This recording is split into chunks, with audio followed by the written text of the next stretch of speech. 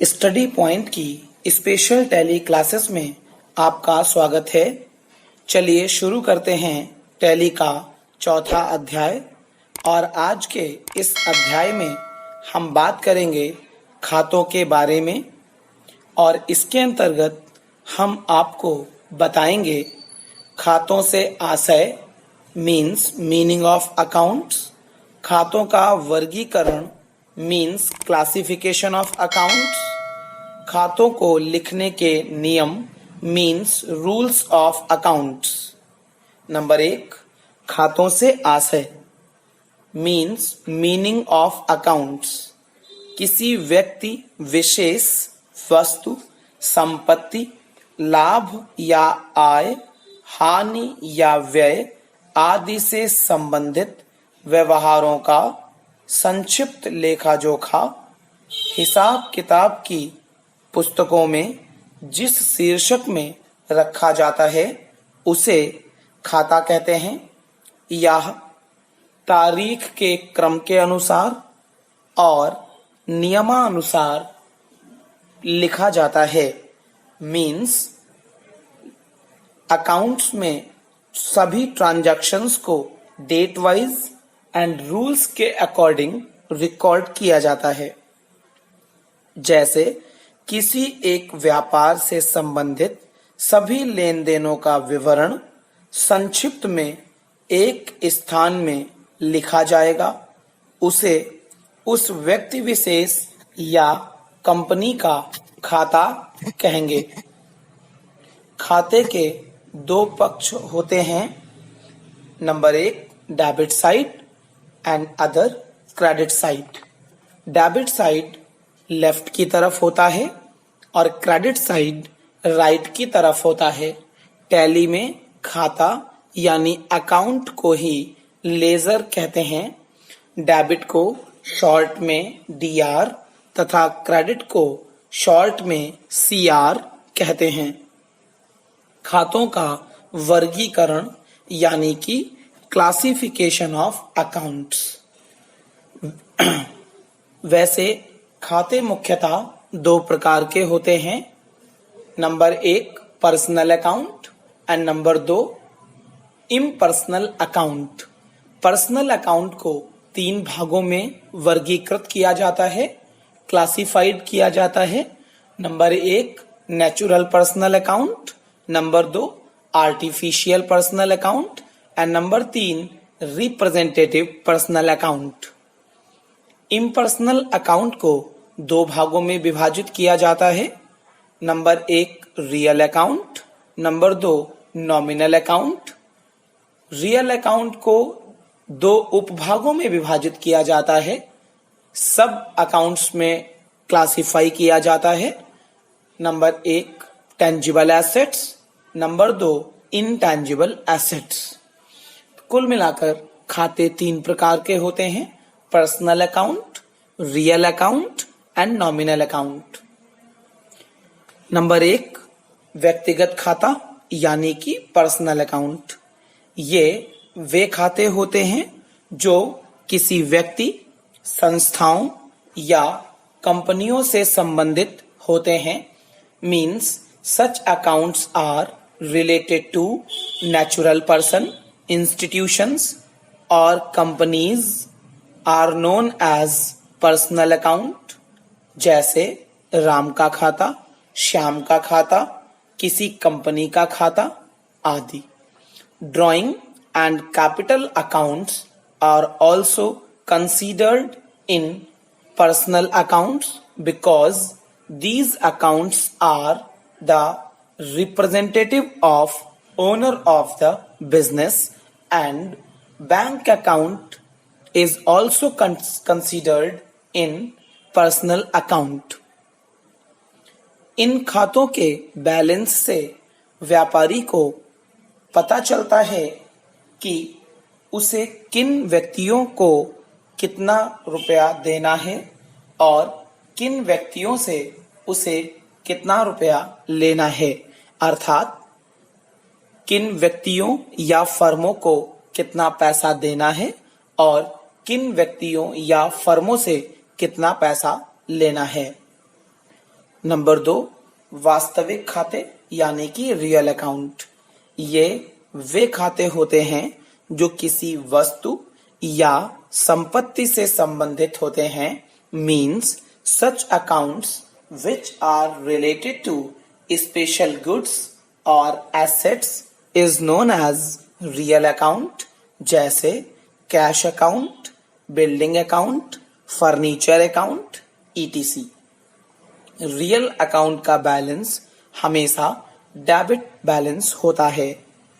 Number 3, nominal account यानी कि नाम मात्र के खाते। ये वे खाते होते हैं जिनका संबंध लाभ या हानि, आय या व्यय से होता है। Means these accounts are related to profit और लॉसेस, इनकम और expenditure is known as nominal accounts. For example, interest account, wages account, discount account, commission account and etc।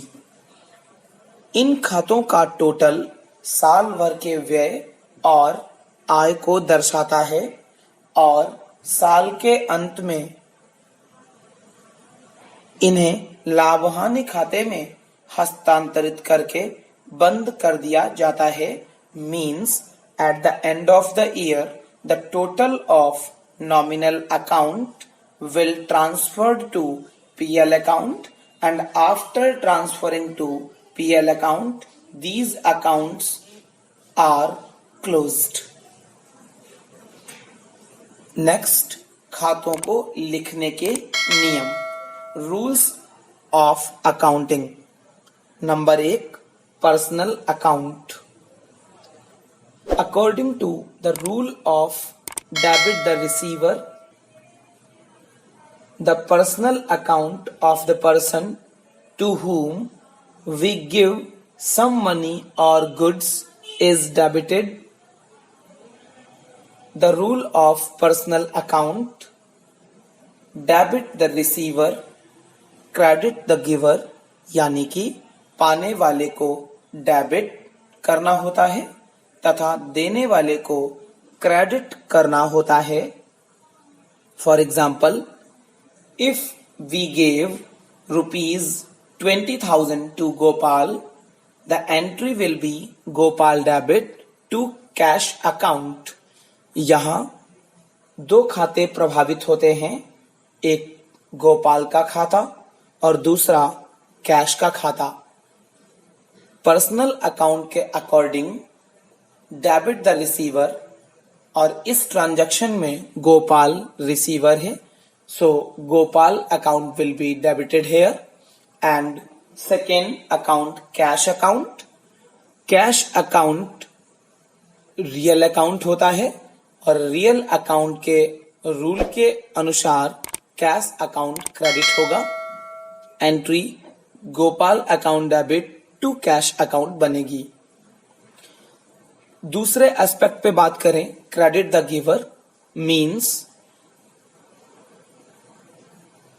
if we received rupees 50,000 from Govind, in this transaction Govind से हमने 50,000 रुपए receive किए हैं, तो यहाँ पर दो खाते प्रभावित होंगे, एक तो कैश का खाता और दूसरा गोविंद का खाता।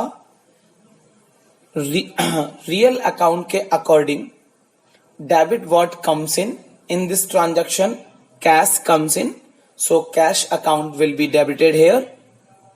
and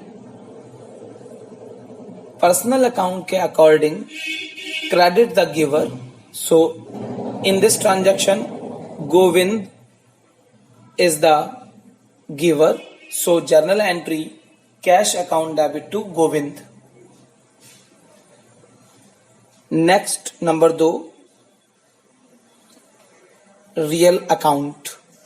According to the rule of debit what comes in and credit what goes out, the account of the cash or other property which is received by the business is debited, and in the same way the account of cash or other property which goes out of the business is credited। अर्थात व्यापार में आने वाली सभी वस्तुओं या संपत्तियों को डेबिट किया जाएगा तथा व्यापार से जाने वाली वस्तुओं या संपत्तियों को क्रेडिट किया जाएगा। For example, if machinery is bought for ₹5 lakh, यहाँ दो खाते प्रभावित होते हैं, एक मशीनरी खाता, दूसरा कैश का खाता। दोनों ही रियल अकाउंट हैं। रियल अकाउंट के according debit what comes in this transaction machinery comes in, so machinery account will be debited and cash goes out.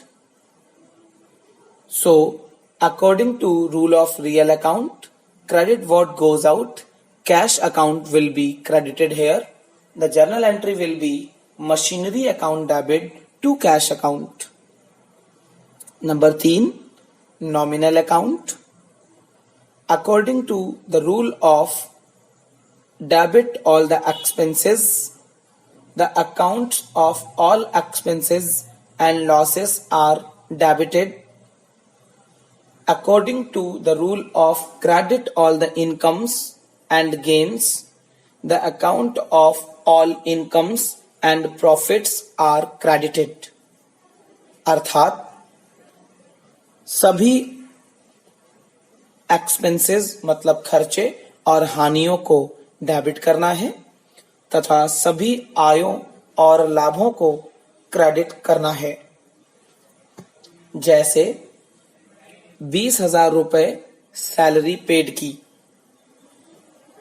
Salary expenses है। According to nominal account debit all the expenses, so salary account will be debited hair.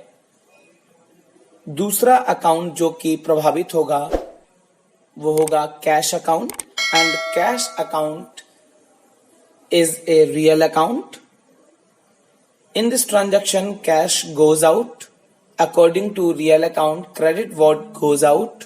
So, according to nominal and real account, the journal entry will be salary account debit to cash account। Tally के इस अध्याय में हम लोगों ने खातों के बारे में तथा खातों को लिखने के बारे में आज विस्तार से चर्चा की है। आशा है आप लोगों को आज की क्लास आसानी से समझ में आई होगी। पिछली सभी वीडियोस के लिंक इस डिस्क्रिप्शन बॉक्स में दिए गए हैं। उन वीडियोस को भी अवश्य देख लें ताकि अकाउंट्स से रिलेटेड आपको कोई परेशानी ना हो, और चैनल को भी आप सब्सक्राइब कर लें जिससे आने वाली सभी वीडियोस आप तक आसानी से पहुंच सकें और आप उन सभी वीडियोस का लाभ ले सकें।